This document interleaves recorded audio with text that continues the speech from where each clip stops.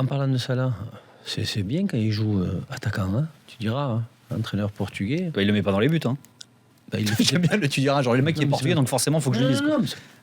Tu connais pratiquement tout le monde, les agents, les coachs. Je lui dis, ça serait bien que le seul attaquant qui avait l'année dernière qui marquait 15 buts, ça serait déjà bien de le mettre au début. Et s'il n'est pas bon, tu veux un début d'explication ou pas? Oui. Emiliano Sala, jusqu'à hier soir, minuit moins une, il était à ça de se barrer. Et en fait, Cardozo se disait, il va peut-être falloir que j'apprenne à jouer sans, et il voulait tester des trucs aussi. Ouais. Voilà. Donc c'était dans l'éventualité où tu signes Ressé, c'est un coup de dernière minute ou c'était déjà prévu? C'était un coup sur les dernières. Ça veut dire que tu avais dans l'idée de vendre ton buteur. Enfin, lui avait l'idée de le garder, mais Salah avait dans l'idée si un beau truc venait de pouvoir partir, et finalement il est resté du côté de Nantes. Tant qu'il n'est pas parti, tu le fais jouer à Nantes. Tu le fais jouer, tu débutes dans un club, tu as besoin de points pour être serein. C'est vraiment un coup d'arrêt pour le Racing.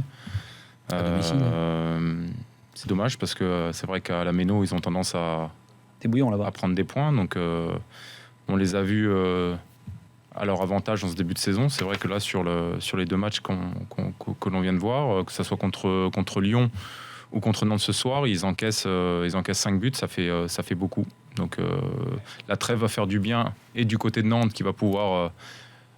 c'est une vraie bouffée d'oxygène pour cette équipe, notamment pour cet entraîneur qui va pouvoir essayer de mettre des choses en place pendant la trêve.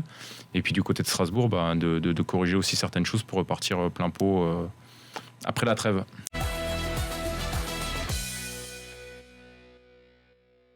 Tourelle, c'est l'heure des choix pour lui.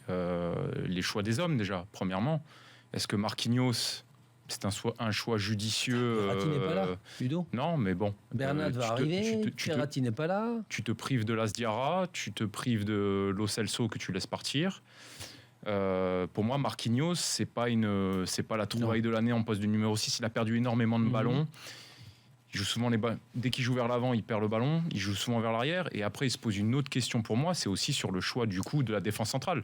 Parce que moi, celui que j'ai vu ressortir aujourd'hui et qui, dans les moments difficiles, a porté cette équipe du Paris Saint-Germain, c'est Kipembe. Et c'est pas celui qui porte le brassard à côté de lui. Je l'ai vu plutôt en grande difficulté aujourd'hui. Donc, à un moment donné, il faudra aussi... Marquinhos, il n'est pas fait pour ce poste-là. Il faudra à un moment donné soit le réinstaller en défense centrale. J'aime beaucoup Thiago Silva, il a fait une belle Coupe du Monde. Mais il s'est fait bouger aussi aujourd'hui. Non. Il a été sur le but, c'est lui qui sort.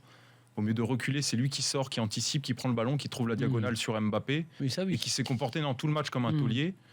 Et moi, j'ai préféré le comportement de Kipembe à celui de Thiago Silva. Et je trouve qu'il y a une remise en cause à faire à ce niveau-là, et que la défense centrale à terme devrait être Marquinhos Kipembe.